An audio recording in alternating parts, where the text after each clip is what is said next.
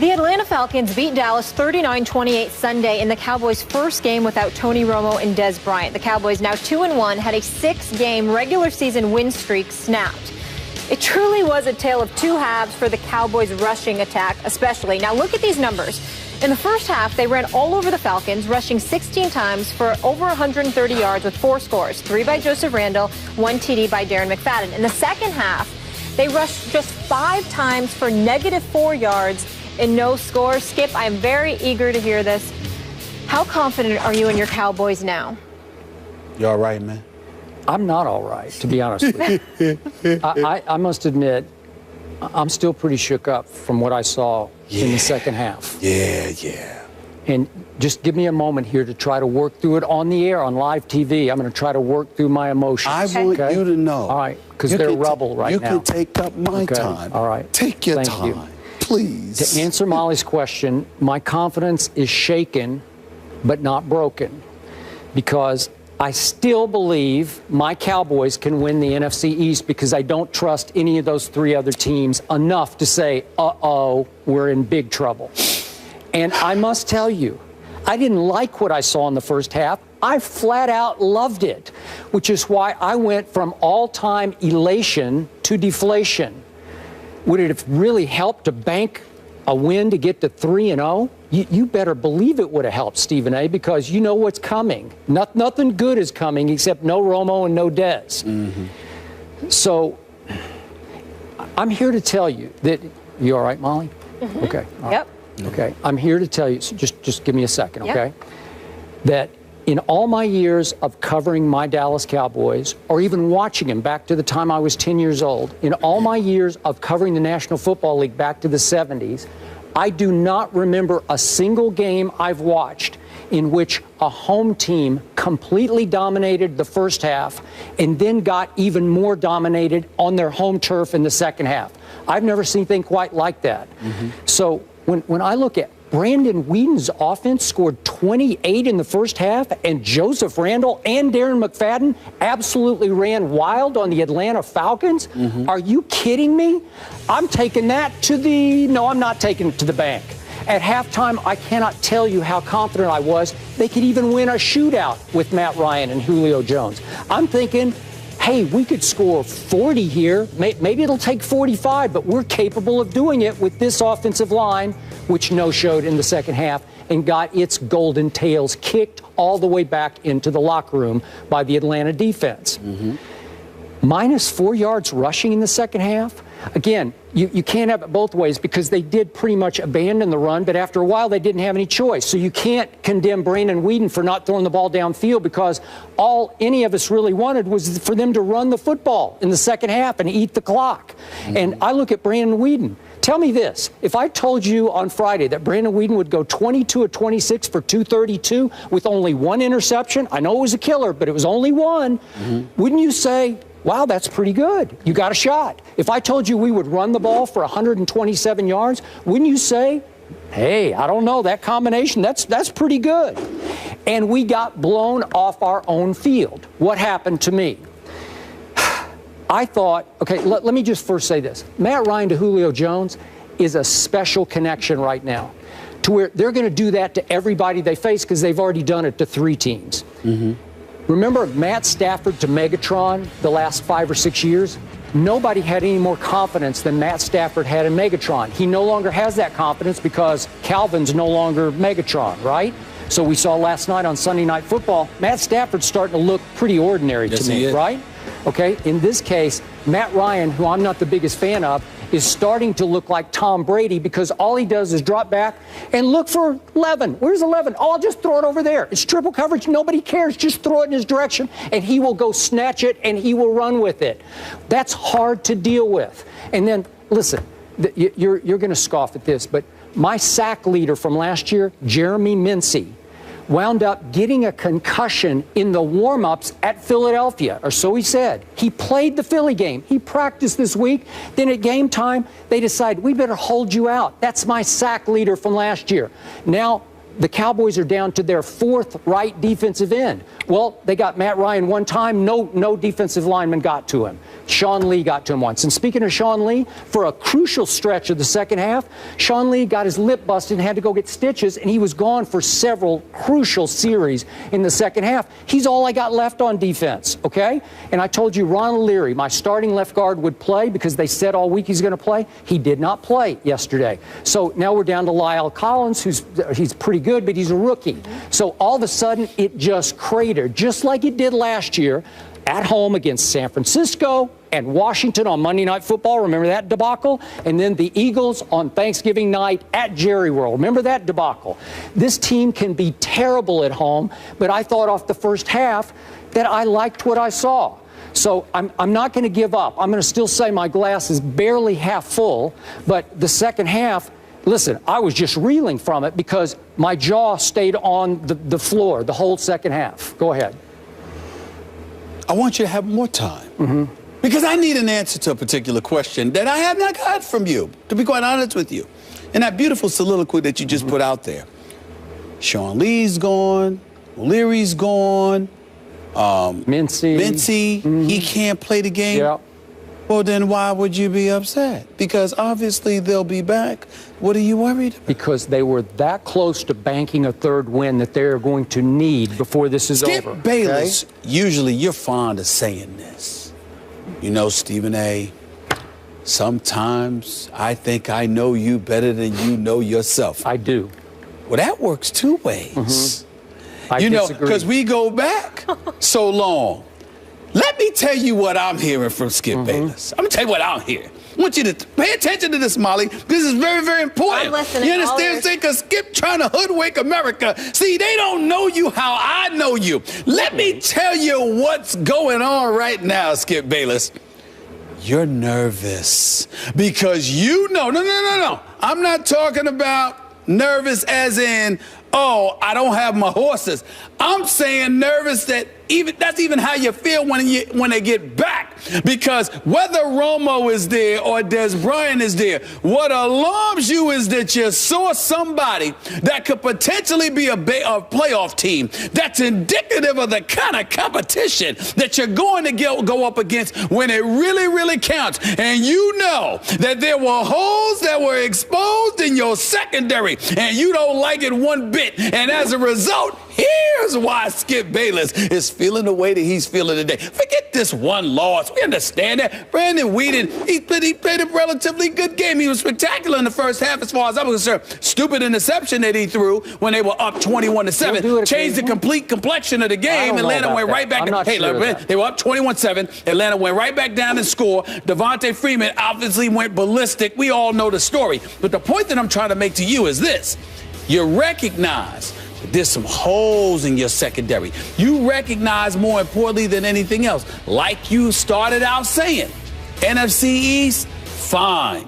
But you picked them to go to the Super Bowl. I did. And what you saw, yeah, but that's just emotion talking. That's just emotion. Yeah, it is. That's your heart talking. That ain't your head talking. You know what's going on. You know what you've done to yourself. You pigeonholed yourself. You put yourself in a spot where you said that the Dallas Cowboys are going to the Super Bowl. And you know what I know. What? That there's no way they're going to the Super Bowl. Did we get that on camera? They're not going to the Super Bowl. You saw it yesterday because you know no matter when Greg Hardy gets back, when Randy Gregory gets back healthy, even if Sean Lee comes back, O'Leary's here, Mincy comes back, you know in your heart of hearts that the Dallas Cowboys and that suspect secondary with Orlando Scandrick, who's actually coming on the show soon, not today, but he'll be on here soon enough. I can't wait for a Dallas Cowboy to sit right there in that chair. It's going to be a fun day for me. I'm here to tell you right now, you know what's going on here. You know that the Dallas Cowboys sitting up there getting ran on like that by Devontae Freeman, Julio Jones, looking like the best receiver in football, doing what he wanted to do, when he wanted to do it, how he wanted to do it, abusing the Dallas Cowboys. You know what's coming. You know that your Dallas Cowboys are going to go down. And like I said before, by the way, this won't be the last injury. Think about this for a second. All the things that I've said. This is football. And Sean Lee is going for a busted lip. I mean, you can't make this up. This is the Dallas Cowboys we're talking about. Listen, I will admit to you, I thought he'd just stay in the game. I'm just saying, I guess he's bleeding too bad. Really? I did. Let's stitch it up and go there when they're on offense. I mean, are you kidding me? Just swallow it. Football. Just swallow it. Just play. I needed it. Listen. I needed it. I'm just saying. Suck it up and play. It's hilarious to me because you got Joseph Randle. It was nice to see him in the news for something football related, as opposed to stealing draws. He looked spectacular. He really did. But it's just beautiful. It's just beautiful to see him in the news for football related matters, as opposed to his issues at department stores. It was very, very touching. So then you got that going on, and Sean Lee with the bus. Hey, listen, deodorant and drawers. Come on now, it's too funny. It's just uncomfortable to me. It's just funny to me. I'm sorry. The Dallas Cowboys will find a way. Skip, you lost a game yesterday to some degree because Sean Lee decided to leave games, as you say, labeled it, for critical stretches because of a busted lip. Because of a busted lip. You understand? This is unbelievable to me. But it's the Cowboys, like I keep telling you. So once again, proof has been provided to me that the Dallas Cowboys will find a way to get in their own way. They can accumulate all the talent that they want in the world. Somehow, some way, what can go wrong will, when it's time. Dallas Cowboys, no Super Bowl. And that's why you're sitting up there looking all nervous and upset. Because you know, yes you do, you know that the Dallas Cowboys ain't going to the Super Bowl. That's what you discovered yesterday. Nope, just admit it. Just admit it. Admit it. I told you I was flummoxed by what happened yesterday, and I still haven't recovered from yesterday. But all I care about now is what is coming back. Because if, in fact, Greg Hardy had been eligible to play yesterday, and Randy Gregory had been healthy yesterday, and Jeremy Mincey hadn't had some freakish concussion suffered in pregame warm-ups, hitting Ty Smith's helmet head-to-head, really? Do you know what would have happened to Matt Ryan in the second half? They're great against. They are great. Actually, and they would have been all over. Actually, they're great against the pass. They would not be great against the run. Devontae Freeman still would have done what he did. Okay, Matt Ryan was able to call dominoes in the pocket yesterday in the second half, and I couldn't believe it because they're usually not like that. That's right. Until I realized, wait a minute, Mincey's not in the game. What's going on? Rod Marinelli pacing up and down the sideline, looking all flummoxed, to use your word. It was very, very cute. But once again, like I said, what really is revealing here in this segment, Skip Bayless is trying to gloss over the reality that he has finally discovered. Dallas ain't going nowhere this year. Yeah, they are. Dallas, they're going to playoffs like they did last year, and they're going to go home, just like they did last year. That's all that's going to happen. That's all you saw. That's all you saw. I'm pleased. I'm very pleased. What are they now? Are they 0-3? No. No, they're 2-1. Do they have 2 division wins banked? Yes. Yes, they do. Yes, they do. Did they come very close to banking another game and go to 3-0? Yes, they did. Right? Now they have to go to New Orleans on Sunday Night Football. And they'll win that game, probably. Luke McCown, right? They should beat Luke McCown. Who knows if they should beat Luke McCown. I don't know. Luke McCown was really good. He really looked impressive. Yesterday. He really looked good. I was very impressed. It took an all-time great catch of an interception by Josh Norman to save the game. So are they legit? But I don't believe in Rob Ryan's defense. I believe that when it's time for them to sink, they will. They're sort of like the Dallas Cowboys, except it's just on defense. Whereas the Dallas Cowboys are that way, period. Okay, what did you tell me last year? 3 times on 2 Mondays and a Friday.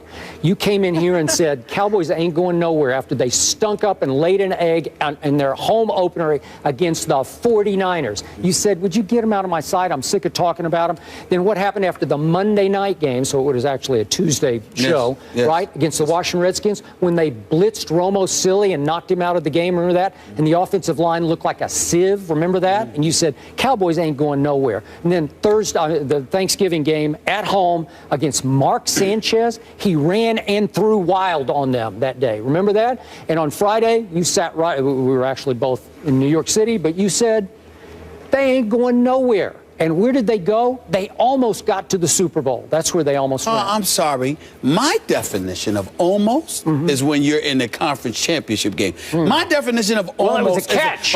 My definition of almost is not applicable. Was it a catch? Well, no, Yes, you said it was a catch. It was. My definition of almost is applicable to the NFC championship game. It doesn't qualify for the divisional playoff game. That's number one. And number two, and more importantly, as I don't mind regurgitating, I will do this until the cows come home. You keep like you engage in selective amnesia with this point. No, I just you point keep out the talking facts. about the catch. Yep. How much time was left?